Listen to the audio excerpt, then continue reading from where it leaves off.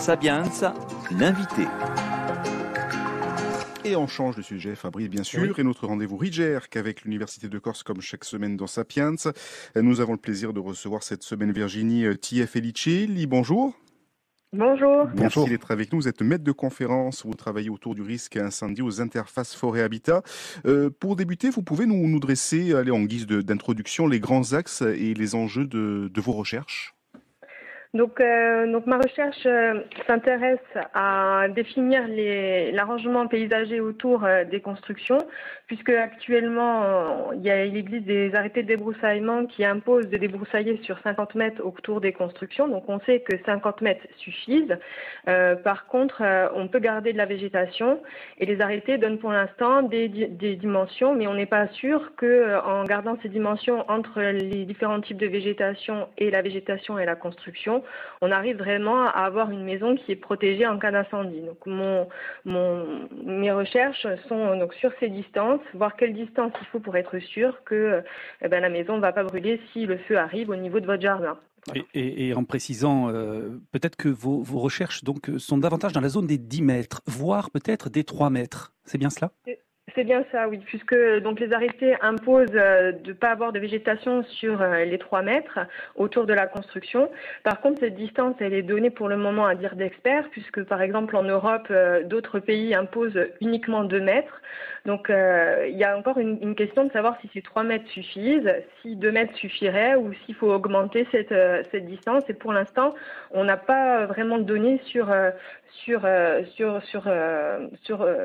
cette distance, et donc on va aller faire des expériences pour s'assurer que les distances imposées suffisent vraiment à être en sécurité. Et là où c'est très intéressant, et on sait que nos auditeurs vont être peut-être surpris d'ailleurs de savoir qu'à l'Université de Corse ça se passe comme ça quand on veut tester sur le terrain en termes d'expérience et de retour derrière, c'est que vous avez une plateforme avec un véritable habitat, ou en tout cas ce qui permet de tester le feu sur un bâti, notamment au niveau par exemple des volets, des différentes structures en PVC, en bois, etc. Ça se passe comment ? Vous mettez le feu à une maison test ? C'est ça. En fait, on a une plateforme de 500 mètres carrés où on a une pente où on met du combustible pour simuler un feu qui arriverait. Et ce feu va atteindre donc par exemple une haie ou un arbre. Et cet arbre, il est à 3 mètres de la construction. Et on va voir au niveau de la construction si la chaleur va être suffisante pour faire fondre ou pas les volets en PVC ou les fenêtres. Est-ce que ça va endommager le bois ? Est-ce que ça va endommager les terrasses, les gouttières? Donc le but, c'est vraiment de tester grandeur nature, ce qui arriverait à une construction dans ce cas-là. Donc c'est vraiment une vraie maison avec une vraie pente et du vrai feu qui arrive sur la construction. C'est très intéressant, et peut-être d'autant plus intéressant que vous nous avez précisé en préparant cet entretien que ce n'est pas forcément commun dans toutes les universités finalement de la planète, pour ne pas dire d'Europe ou de Méditerranée, d'avoir ce type d'éléments de test. Non, c'est vraiment quelque chose qui existe très peu dans le monde, puisque des plateformes, on en a aux États-Unis, au Japon ou en Australie, mais en Europe, on est les seuls à faire quelque chose de ce style-là, et même dans ces 3 plateformes que je vous ai précisées, c'est plutôt des plateformes qui vont regarder 2 feux de bâtiments l'un en face de l'autre, et il y a très peu de choses, il y a vraiment en gros que nous qui testons des vrais végétaux en face d'une vraie construction. Ça, c'est très intéressant. Et pour autant, justement, puisque vous êtes les seuls à travailler sur cette matière, je dirais, avec cette expérience au plus près de la réalité, une dizaine de chercheurs dans votre laboratoire d'experts de différentes disciplines, vous publiez, vous êtes en permanence en communication avec la DDTM, avec d'autres services de l'État, ou pour l'instant, c'est au niveau de la recherche qui n'est pas encore diffusé ? Là, on est vraiment sur le début de cette recherche sur ces distances. Donc, on a déjà fait des thèses sur notamment la vulnérabilité des terrasses. Donc ça, ce sont des choses qui ont été présentées à la DTTM.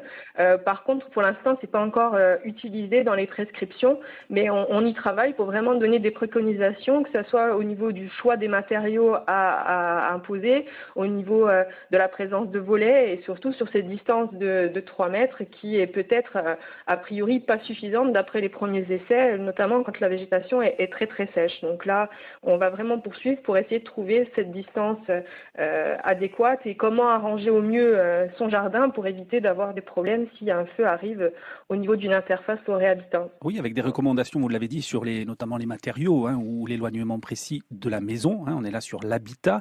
Mais est-ce que du coup, vous faites aussi des recommandations sur les végétaux? On sait que les gens qui ont la chance d'avoir un jardin aiment parfois avoir de belles plantations, parfois des essences particulières. Là aussi, vous pouvez avoir une recommandation, cette essence plutôt qu'une autre. On sait qu'elle va moins prendre, partir moins vite ou pas? Oui, donc nous, on va aussi regarder différents types de végétation qui sont couramment utilisés en Méditerranée.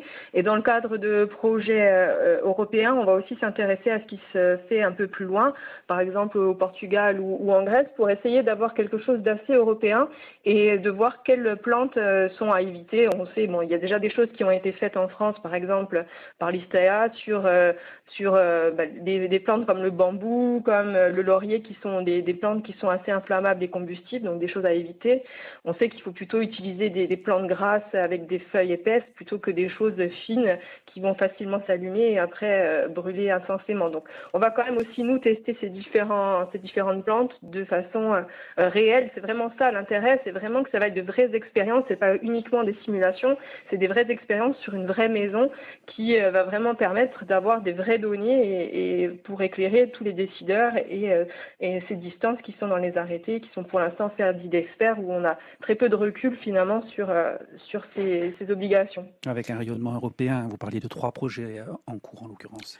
Vous travaillez bien sûr, Virginie, avec les étudiants. Alors quel est ce travail sur l'année avec les étudiants de l'Université de Corse? Mais on travaille donc dans le cadre déjà de thèse, puisque c'est vraiment un travail qui peut se faire sur 3 ans en thèse. Après, on a aussi des stagiaires qui viennent sur des périodes plus courtes de 6 mois ou de 3 mois.